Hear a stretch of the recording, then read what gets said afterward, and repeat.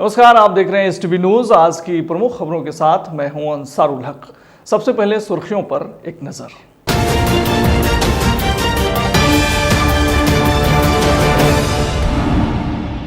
Corona, बाढ़ और बारिश के बाद अब भीषण गर्मी से त्राहिमाम। बिजली की आंख मिचोली से लोगों का जीना हुआ दूभर। बिजली के बार बार कटने की क्या है वजह, देखिए आज के इस बुलेटिन में। आज टेलीमेडिसिन सेंटर का हुआ शुभारंभ। समाहरणालय परिसर स्थित राधा कृष्णन भवन सभागार से जिलाधिकारी ने आइसोलेशन सेंटर में रह रहे लोगों से वीडियो कॉन्फ्रेंसिंग से की बातचीत। मोतिहारी शहर में खाली पड़े हैं ज्यादातर एटीएम, कैश के लिए चक्कर लगाते दिखे उपभोक्ता। आज दत्तक गृह एवं बालिका गृह का निरीक्षण करने पहुंचे जिला पदाधिकारी शीर्षत कपिल अशोक। बालिका गृह की बच्चियों ने जिलाधिकारी एवं अन्य अधिकारियों को बांधी राखी। अरिराज अनुमंडलीय अस्पताल के व्यवस्था की खुली पोल। 4 डॉक्टर सहित प्रधान सहायक ड्यूटी से मिले गायब। और मुझौलिया में बाढ़ के पानी के साथ साथ चीनी मिल के दूषित जल से नष्ट हो रहे धान और गन्ने की फसल, किसानों में आक्रोश।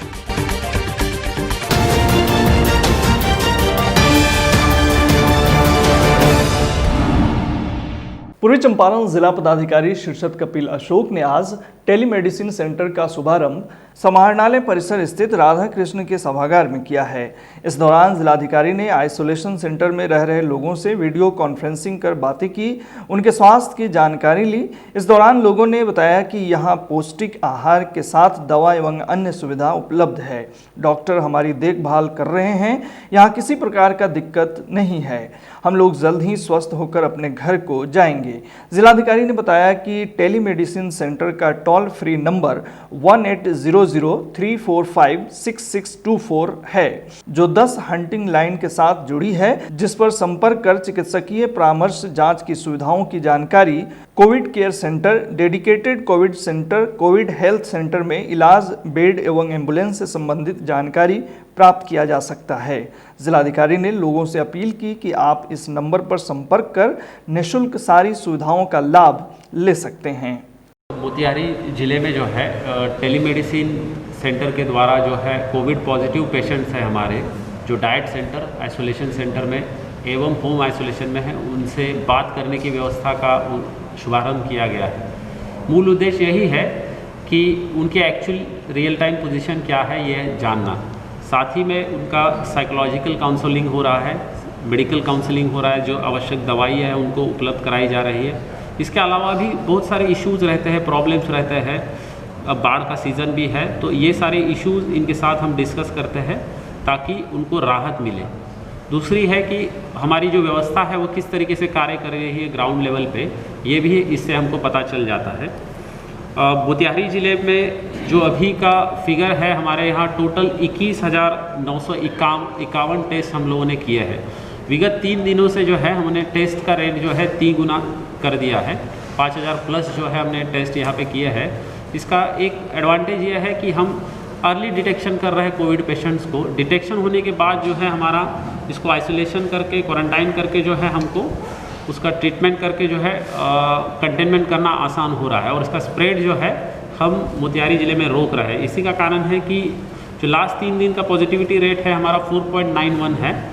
उसके ओवरऑल अगर हम पॉजिटिव लोग देखते हैं, जितना टेस्ट हमने किया है और उसमें से जो पॉजिटिव आया है 6.94% के करीब हमारा हो रहा है। अब तक जो है 1500 प्लस पेशेंट्स हमारे जो है पॉजिटिव आए हैं, और 497 पेशेंट्स जो है अभी एक्टिव स्टेट में है। उसमें से कुछ जो है हमारे आइसोलेशन सेंटर डाइट में है, और कुछ जो है होम आइसोलेशन सेंटर में अवस्थित है। कुछ अच्छी चीज़ें हैं जो मैं आपको बताना चाह रहा हूँ कि जिसमें आप निश्चित जिसका लाभ उठाइए। सर्वप्रथम जो है मोतिहारी ज़िले का टोल फ्री नंबर कोविड-19 के लिए जो है 1800-345-6624, मैं पुनः दोहरा रहा हूँ 1800-345-6624। ये टोल फ्री नंबर के साथ हमने 10 हंटिंग लाइन्स यहाँ पे लगाई गई है। मान लीजिए किसी को भी कोरोना के सिम्टम्स है, किसी को भी परेशानी है स्वास्थ्य रिलेटेड, तो आप इस नंबर पे, टोल फ्री नंबर पे बात कर सकते हैं। यहाँ पे डेडिकेटेड हमारी डॉक्टर्स की टीम बैठी हुई है और ये टीम जो है आपको सुझाव देगी, मेडिकल सुझाव देगी। इसके साथ साथ आपको जो है अन्य आपके परेशानियाँ है, बेटर स्वास्थ्य के लिए कौन से सेंटर में जाना है, इसके बारे में भी आपको बता देगी।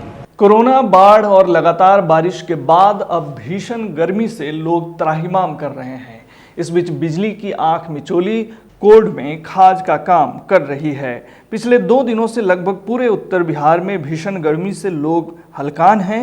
उमस भरी गर्मी से खास तौर पर बच्चे बिलबिला रहे हैं। अत्यधिक गर्मी के बीच बिजली की सप्लाई भी प्रभावित है, जिसके कारण लोगों की मुश्किलें काफ़ी बढ़ गई हैं। लेकिन पावर कट की समस्या से अगले 3-4 दिनों तक मोतिहारी सहित उत्तर बिहार के लोगों को जूझना पड़ सकता है।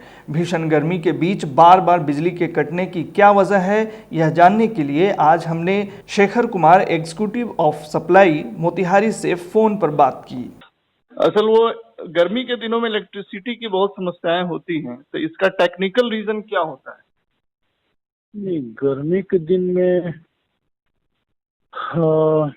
टेक्निकल रीजन तो ये होता है कि जब लोड बढ़ता है, ठीक है ना जी हाँ, जैसे गर्मी के दिन से अभी के टाइम में तो फुल लोड, बहुत ज्यादा लोड चल रहा है, ठीक है। जी तो लोड बढ़ता है तो जनरली होता है क्या कि जो वीक हैंड्स हैं, जैसे कि कहीं ट्रांसफार्मर का लोड बढ़ने पर फ्यूज उड़ जाता है, ठीक है। जी जी हाँ हाँ, जैसे अनबैलेंस्ड लोड हो गया, कोई ज्यादा चीज यूज करने लगे हैं, ठीक है। जैसे मान लीजिए हम लोग तो एक लिमिट में एक लोड है ट्रांसफार्मर का, ठीक है, लेकिन जी। अनएक्सपेक्टेड यूज करने लगा, जी उसमें ट्रांसफार्मर का फ्यूज होता है जनरली, या कहीं हमारा बहुत पुराना तार है, ठीक है, जो लास्ट ईयर पे कहीं है, जो चेंज नहीं हो पाया समहाउ, ठीक है, मतलब इन जनरल बता रहा हूँ, जी वहाँ का तार टूटता है जनरली, ठीक है। जी या और दूसरा वजह हो सकता है कि आपका जो तार टूटता है या जंपर कटता है, जैसे एक स्पैन से दूसरे स्पैन में, जी जहाँ डीपी होता है डबल पोल का, जी जी यहाँ पर जंपर उसका कट जाता है, ये होता है, लोड की तरह होता है। जी जी हम्म। तो ये फ्रिक्वेंटली और जैसे मोतिहारी शहर में ऐसा देखा गया है कल और आज के जो हालात हैं, तो नहीं नहीं फ्रिक्वेंटली नहीं, बिजली ये कट रही है। फ्रिक्वेंटली ये आपको गर्मी के दिन का आप वो अलग प्रश्न किए हैं, अभी का अलग प्रश्न है, ठीक है। जी जी अभी क्या समस्या क्या हुआ है कि अभी आपको जैसे हमको बिजली की अवेलेबिलिटी कम ही है, ठीक है, अच्छा कम अवेलेबल है बिजली, पावर कम ही अवेलेबल हो रहा है हमको। अच्छा जो मिलना है, जितना हमको फुल लोड मिलना चाहिए उससे कम मिल रहा है, जी। जिसके कारण हम लोग को रोटेशन पे चलाना पड़ रहा है। जैसे कल टाउन में रोटेशन पे चला है कुछ फीडर, ठीक है, जैसे जी 3 फीडर है तो 1 फीडर बंद है, 2 फीडर चल रहा है, क्योंकि बहुत ज्यादा क्राइसिस हो गया था। जी अभी आप देखे होंगे कि दरभंगा में जो ग्रिड है, मेन ग्रिड है, वहाँ बाढ़ का पानी घुस गया है, वहाँ से बिजली मिलती थी, जी ठीक है। तो कहीं और से अरेंज करके किया गया, लेकिन कम पावर मिला। लेकिन कल क्या होगा कि आपको जो मुजफ्फरपुर थर्मल पावर प्लांट है कांटी वाला, उसका 2 यूनिट ट्रिप कर गया, ठीक है, मतलब बंद हो जी गया, जी वहाँ से पावर सप्लाई हो रहा था अल्टरनेट में, जी जिसका कारण कल ज्यादा क्राइसिस था, ठीक है। जी जी हाँ, अभी शाम का पता नहीं अभी कितना लोड मिला है, अभी मैं बात ही कर रहा था ग्रिड में, जी जी जिसके कारण ये हो रहा है। लेकिन अभी तो हम लोग 4-5 दिन में ये प्रॉब्लम सॉल्व हो जाएगा, ठीक है।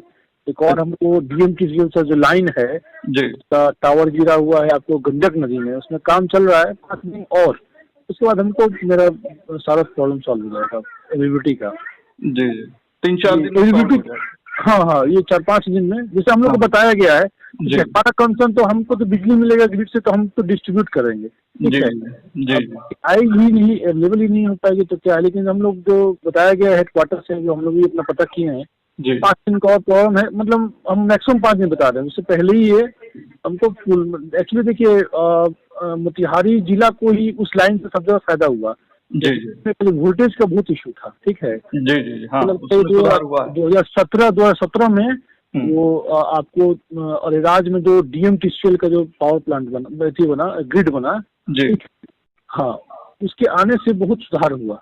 जी वही लाइन गंडक नदी में उसका एक टावर गिर गया है, ठीक जी है, जी जी जिसके कारण वो पिछले साल ही गिरा था, लेकिन हो गया है इस बार तक, अभी तक चल ही रहा था, लेकिन जी। अभी ज्यादा बाढ़ आ गया है, ठीक है, उसका सिस्टम उसका गड़बड़ हो गया है, जी अभी उसमें काम चल रहा है। तो वो वही मतलब हम लोग बताया गया कि 4-5 दिन में आ जाएगा, जी जी तो उससे आ जाएगा तो हम लोग का पूरा जिला का, तो हमारा बेतिया, गोपालगंज सबका पावर सिचुएशन सुधर गया, ठीक है। जी जी ये तो सब जगह क्राइसिस है, गोपालगंज में भी आपका मोतिहारी तो जिला है ही आपका, सीतामढ़ी भी है, ठीक है, जी जी सब जगह समस्या है अभी। जी जी बैंक क्या जाने से मेन समस्या है, बाढ़ ही हम लोग का मेन है। ये तो उधर भी चल रहा था, दरभंगा से पावर मिल ही रहा था, लेकिन अब क्या किया जाए। जी जी जी। तो ये गर्मी ज्यादा पड़ने पर लोकल इश्यूज आते हैं, बाकी सप्लाई से कोई हाँ, लोकल relation इश्यूज नहीं। आते हैं, लोकल इश्यूज तो हमको फूड भी नहीं आता है, ठीक है, जी वो जी लोकल लेवल पर ही आते हैं। जैसे मान लीजिए आप को मान लीजिए मोतिहारी टाउन में, ठीक है ना, जी मोर देन 22 आवर बिजली रहता है, जिससे कि सब दिन में हम लोग 2 से 3 बार, एक बार सुबह, एक बार दोपहर, एक बार शाम में, मान लीजिए किसी का फ्यूज कॉल, किसी का पोल से खराब हो गया, किसी ट्रांसफर का फ्यूज हो गया, तो हम लोग एक टाइम रखे हुए हैं कि हम शाम को 6 बजे करेंगे या रात को होगा तो उसका 9 बजे करेंगे, क्योंकि ये तो हमेशा बंद होते रहेगा ना। जी जी जी ठीक है, तो वो एक है, वो एक फ्यूज कॉल हुआ कि किसी का पर्सनल खराब हुआ तो जाकर बनाते हैं, या किसी पर्टिकुलर ट्रांसफार्मर का, लेकिन ऐसे नहीं आता है, ठीक है। अच्छा अच्छा अभी जी अभी तो थोड़ा ज्यादा क्राइसिस हो गया है, ठीक है। जी हाँ हाँ, तो क्या समस्या है, लेकिन हाँ सबको पता है, मतलब पटना तक को सबको मॉनिटर कर रहे हैं उस वर्क को कि जितना जल्दी हो सके वो हो जाए, ठीक है। जी जी जी मोतिहारी शहर के विभिन्न बैंकों के एटीएम में से कुछ को छोड़कर किसी में भी पिछले कई दिनों से पैसे नहीं निकल पा रहे हैं। स्थिति यह है कि कोरोना संक्रमण और लॉकडाउन के बीच एटीएम मशीनों से रुपये नहीं निकलने से बैंक उपभोक्ताओं में नाराजगी है। स्थिति यह है कि कोरोना संक्रमण और लॉकडाउन के बीच एटीएम मशीनों से रुपये नहीं निकलने से बैंक उपभोक्ताओं में नाराजगी है। इस स्थिति में उनको रुपये निकालने के लिए बैंकों की लंबी लाइनों में लगना पड़ रहा है। आज जब हमारे संवाददाता मोतिहारी के विभिन्न एटीएम का जायजा लेने पहुंचे तो बैंक प्रशासन के सारे दावों की पोल खुल गई। शहर में 2-4 एटीएम को छोड़कर किसी भी एटीएम में राशि नहीं निकल पा रही थी। कुछ बंद पड़े हैं तो कहीं लिंक नहीं है। ऐसे में कोरोना संक्रमण, लॉकडाउन और भीषण गर्मी में उपभोक्ता एटीएम का चक्कर लगाने को मजबूर हैं। हमारे संवाददाता अतुल कुमार और रणधीर कुमार के साथ जब HTV न्यूज़ की टीम मोतिहारी शहर के विभिन्न एटीएम का जायजा लेने पहुंची तो देखा कि किसी एटीएम के बाहर लोग बैठकर कैश डालने का इंतजार कर रहे थे तो किसी में सन्नाटा पसरा हुआ था। लोग बार बार एटीएम पर आ रहे थे लेकिन उन्हें निराशा हाथ लग रही थी। इस दौरान हमने एटीएम से पैसे निकालने आए कुछ उपभोक्ताओं से बात की। स्टेट में गए, बड़ौदा में गए, पंजाब में गए, इलाहाबाद में गए, कोई बैंक में पैसा नहीं, एटीएम में गए। एटीएम में गए थे, ठीक है, वहाँ पे कैश नहीं है लिखा हुआ था, बोर्ड यहाँ टंगा हुआ था। गार्ड साहब से पूछे कब होगा तो बोले कि आज कोई चीज़ नहीं, सब आ जाएगा, ठीक है, कहीं निकल नहीं रहा है पैसा। चारों ओर देखे हैं, सब घूम लिए, कहीं निकल नहीं रहा है। रजिस्ट्री भी नहीं कर रहा है ना वो। अच्छा, एटीएम वर्क नहीं कर रहा है, वो सर्वर रीच आउट कर दे रहा है। किसी भी एटीएम 2-3 एटीएम में तो घूम लिए, कहीं पैसा आ नहीं रहा है। स्टेट में गए, पंजाब में गए। कचहरी चौक से हॉस्पिटल चौक तक कोई भी एटीएम में कैश नहीं है। कुछ खुले भी हुए हैं तो उनका मशीन खराब है, सिस्टम खराब है, और बाकी तो बहुत सारे बंद भी हैं। और हमको रुपये का बहुत अर्जेंट है, हॉस्पिटल में देना है, लेकिन देखिए एटीएम खुला ही नहीं है। पूर्वी चंपारण जिला पदाधिकारी शीर्षत कपिल अशोक ने आज दत्तक गृह एवं बालिका गृह का निरीक्षण किया। गौरतलब है कि बालिका गृह में 54 बच्चियां रह रही हैं। इस दौरान जिलाधिकारी ने बच्चियों से बातचीत की और उनके समस्याओं के बारे में जानकारी ली। जिलाधिकारी ने वहां के संरक्षिका से कहा, जो बच्ची पढ़ना लिखना चाहती है या किसी प्रकार का ट्रेनिंग लेना चाहती है उसके लिए व्यवस्था की जाएगी। जो छोटी बच्चियां हैं उसका नज़दीक के स्कूल में नामांकन की व्यवस्था किया जाए। दत्तक गृह में 11 छोटे बच्चे हैं जिनका जिलाधिकारी ने स्वास्थ्य परीक्षण के लिए सिविल सर्जन और DPM को निर्देश दिया। जिलाधिकारी ने बालिका गृह के सुरक्षा के बारे में भी बातें की और सुरक्षा का भी जायजा लिया। बालिका गृह की बच्चियों ने जिलाधिकारी एवं अन्य पदाधिकारियों को राखी बांधी और मिठाइयाँ खिलाईं। जिलाधिकारी ने बच्चियों को आशीर्वाद दिया। अगली खबर पश्चिमी चंपारण जिले के मझौलिया से है। यहाँ बाढ़ के पानी के साथ साथ चीनी मिल का दूषित जल तथा एथेनॉल प्लांट के केमिकल युक्त जल से नष्ट हो रहे धान और गन्ने की फसल को लेकर समिति सदस्य पति नारायण यादव और वार्ड सदस्य कृष्णा महतो के नेतृत्व में श्यामपुर बैठनिया के किसानों ने आक्रोशपूर्ण प्रदर्शन किया है। समाजसेवी नारायण यादव और वार्ड सदस्य कृष्णा महतो ने बताया कि बाढ़ का पानी तो फसलों को बर्बाद किया ही है, लेकिन चीनी मिल मिल का दूषित जल तथा एथेनॉल प्लांट का केमिकल युक्त बदबूदार पानी ने भी आग में घी का काम किया है। उन्होंने बताया कि कोविड-19 के साथ साथ बाढ़ और अब चीनी मिल का दूषित जल और एथेनॉल प्लांट का केमिकल युक्त पानी किसानों को बर्बाद करके रख दिया है। पंचायत राज बैठनिया भनाचक की समिति सदस्य रामप्रभा देवी ने किसानों के नष्ट हुए फसल का मामला बीडीसी की बैठक में उठाने का निश्चय किया है। साथ ही आवेदन के माध्यम से किसानों की समस्या को गन्ना विभाग बेतिया, जिला समाहर्ता बेतिया, स्थानीय सीओ, बीडीओ सहित अन्य पदाधिकारियों को लिखित रूप में देने का निर्णय किया है। इधर खबर प्रस्तुत किए जाने तक इस संदर्भ में चीनी मिल के प्रबंधक और एथेनॉल प्लांट के प्रबंधक का पक्ष प्राप्त नहीं हो सका है। ये जो मिल के द्वारा क्षति किया गया है गन्ना का और धान का, पूरा गंडक जो जितना भी केमिकल का पानी आकर पूरा क्षति कर दिया है, इसका सूचना हम लोग तैयार कर रहे हैं। इसका प्रतिलिपि मुख्यमंत्री पटना, जिला समाहर्ता, प्रखंड विकास पदाधिकारी, अंचला पदाधिकारी, जय श्री शुगर मिल मझौलिया को हम लोग देने जा रहे हैं। देकर इसका हम लोग टाइम लेंगे 2 दिन 4 दिन 5 दिन का। अगर 2 दिन 4 दिन के समय में अगर ये लोग नहीं सुनता है तो इसके लिए हम लोग आगे जाएंगे। सारण जिले के पानापुर, मशरक, तरैया, मढ़ौरा व परसा आदि क्षेत्रों में भीषण तबाही के बाद बाढ़ का कहर अब जिले के अमनौर प्रखंड में भी तेज हो गया है। बाढ़ ने दर्जनों ग्रामीण इलाकों को अपनी चपेट में लेने के बाद बाढ़ का पानी छपरा, रेवा, SH 722 पर भेल्दी थाने के समीप अब सड़क पर चढ़ गया है, जिसके कारण तत्काल एहतियाती कदम उठाते हुए स्थानीय प्रशासन के द्वारा थाने के समीप चांदचक, कटसा व तकिया पुल के पास 3 स्थानों पर सड़क मार्ग सील कर दिया गया है। लिहाजा भेल्दी से होकर मुजफ्फरपुर व पटना जाने वाले मार्ग अब पूरी तरह बंद हो गए हैं। वहीं बाढ़ का कहर सोनहो के दर्जनों गांवों को अपनी चपेट में लेकर भेल्दी, तकिया, अरना, बरियारपुर, चांदपुरा, शेखपुरा व धरहरा कला आदि समेत दर्जनों गांव पानी से बुरी तरह घिर चुके हैं।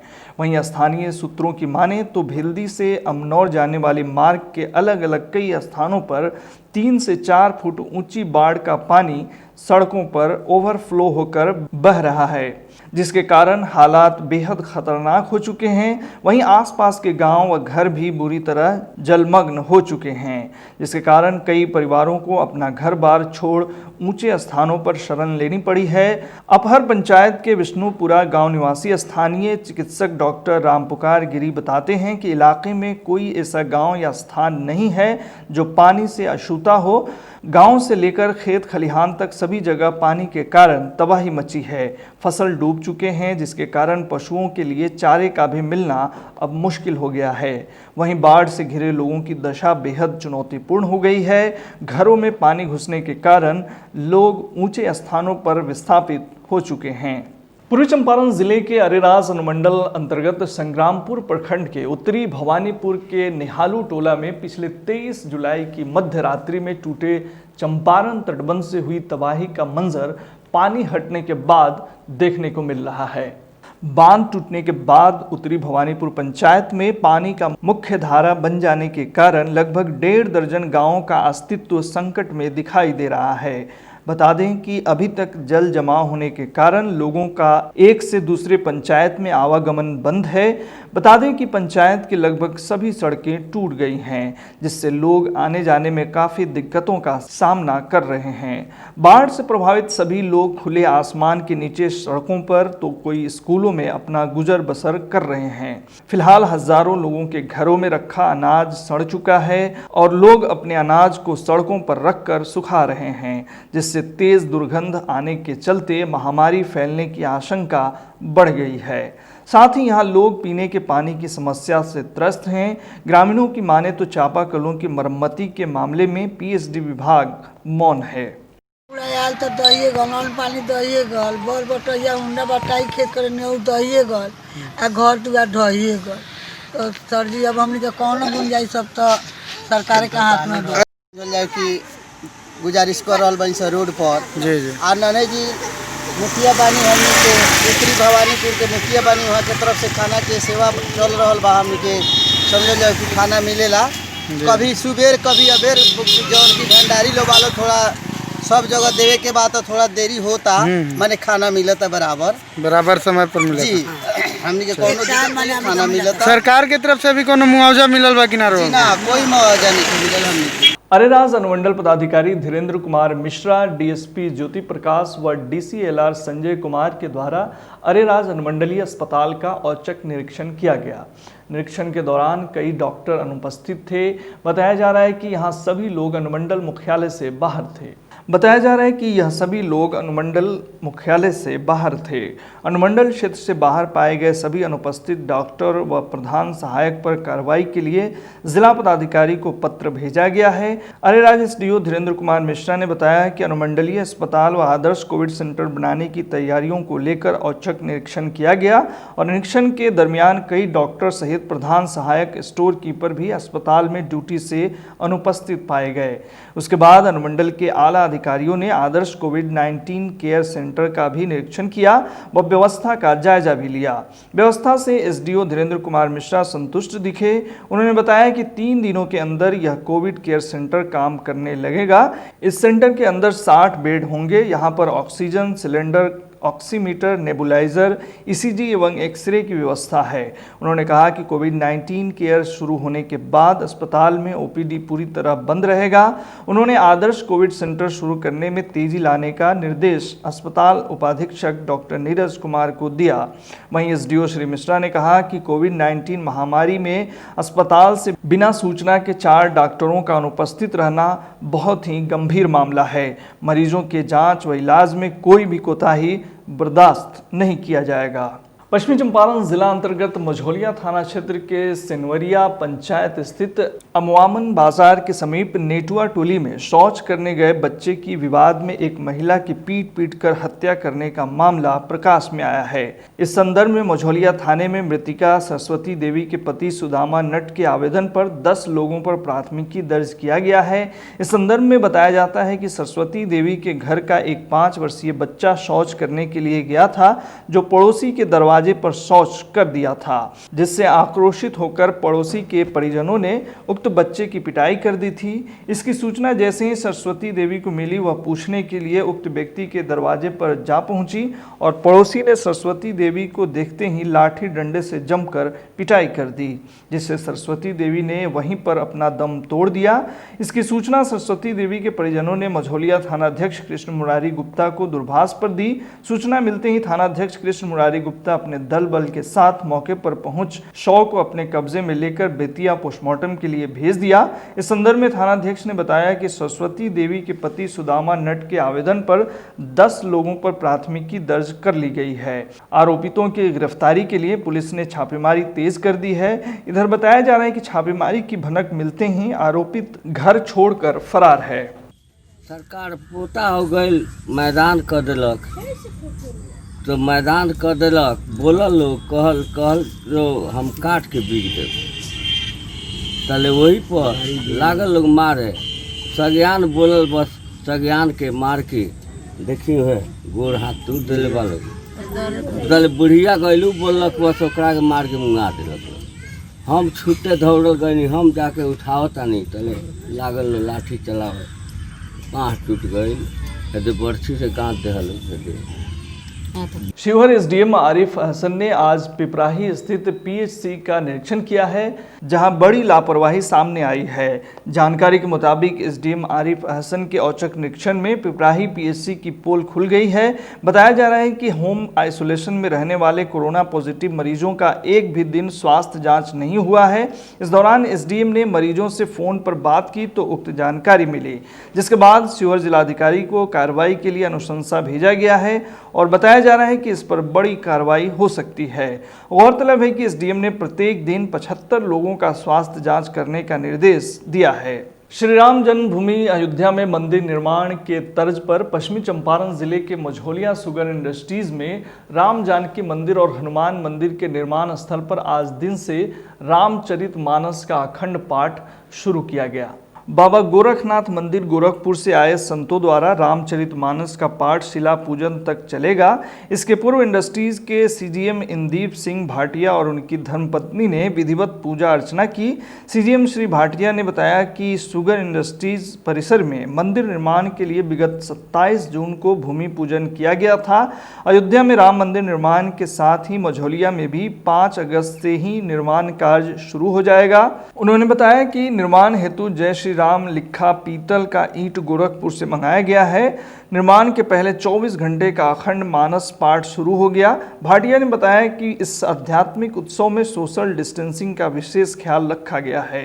वहीं श्रोताओं में मास्क का वितरण किया गया है। उन्होंने कहा कि यहाँ मौजूद सबों के लिए मास्क अनिवार्य कर दिया गया है। मुख्य गेट और मंचासीन लोगों के लिए सैनिटाइजर का विशेष व्यवस्था किया गया है। इस बीच बाबा खुदीराम ब्रह्म स्थान मुजौना बरहलगंज गोरखपुर से पधारे गुंजन बाबा ने वैदिक मंत्रोच्चार के साथ बड़े ही मनोयोग से पूजा पाठ किया। ध्वनि विस्तार यंत्र से संत शिरोमणि तुलसीदास कृत रामचरितमानस का पाठ चारों दिशाओं में गुंजमान होता रहा। पूजनोत्सव में श्रमिकों की अच्छी भागीदारी रही। वहीं इस दौरान महिला श्रद्धालुओं की भी उपस्थिति देखी गई। रिश्ते अनमोल होते हैं। जीवन में रिश्तों की अहमियत फूल में खुशबू की तरह होती है। इंसान के जीवन से यदि रिश्तों को अलग कर दिया जाए तो जिंदगी बेमकसद व बेजान सी लगने लगती है। इन रिश्तों में कुछ रिश्ते जन्मजात तो कुछ हमारी नैतिक, सामाजिक व भावनात्मक संवेदनाओं से उभर कर सामने आते हैं, जिनमें खास है मानवीय संवेदनाओं से जुड़े इंसानियत के कुछ अनमोल रिश्ते, जिससे प्रेरित एक भाई ने रक्षाबंधन के दिन अपना खून देकर एक बहन की जान बचाई, जो आज एक नज़ीर बनकर लोगों के बीच खास चर्चा का केंद्र बना हुआ है। जानकारी के मुताबिक रक्षाबंधन की देर संध्या छपरा युवा क्रांति रोटी बैंक के सदस्य मनीष मनी के पास एक फ़ोन आया, जिसमें एक महिला के लिए ए पॉजिटिव ब्लड का आग्रह किया गया, जिसे न मिलने की स्थिति में महिला की जान जाने की बातें कही गई, जिसे मनीष ने अपनी संस्था के व्हाट्सएप ग्रुप में पोस्ट कर सदस्यों को अवगत कराया। जिसकी जानकारी मिलते ही युवा क्रांति के सदस्य प्रकाश कुमार रक्तदान के लिए तुरंत हॉस्पिटल पहुंच महिला की जान बचाई। प्रकाश कुमार के इस कार्य की हर तरफ सराहना हो रही है। वहीं युवा क्रांति के सदस्य प्रकाश कुमार ने कहा कि जब मुझे पता चला तो मैंने रक्तदान करने की सोची और संयोगवश रक्षाबंधन के दिन एक बहन के लिए मेरा खून काम आ गया। उन्होंने कहा कि मेरे लिए इससे बड़ी खुशी और क्या हो सकती है। वहीं युवा क्रांति रोटी बैंक के संस्थापक विजय राज ने कहा कि हम सबको जब भी मालूम पड़ता है कि कोई भूखे हैं या रक्त की कमी से जूझ रहे हैं, तब हम सब मिलकर हर संभव मदद करने का प्रयास करते हैं। उन्होंने कहा कि हम सब की एक ही सोच है, न भूखे किसी को रहने देंगे, न रक्त के अभाव में किसी को मरने देंगे। आज के लिए बस इतना ही। STV न्यूज़ पर प्रसारित होने वाली खबरें, प्रोग्राम्स आप GTPL के चैनल नंबर 985 और डेन के चैनल नंबर 155 के साथ साथ आप अपनी सुविधा अनुसार मोबाइल फ़ोन पर भी देख सकते हैं। अगर आप हमें YouTube के माध्यम से देखना चाहते हैं तो STV न्यूज़ के ऑफिशियल YouTube चैनल को सब्सक्राइब करें और बेल आइकन दबाकर ताज़ा वीडियोज़ की नोटिफिकेशन प्राप्त करें। फेसबुक पर जुड़ने के लिए पेज लाइक करें और ट्विटर पर फॉलो करें। तमाम लेटेस्ट अपडेट के लिए जुड़े रहिए STV न्यूज़ के साथ। नमस्कार।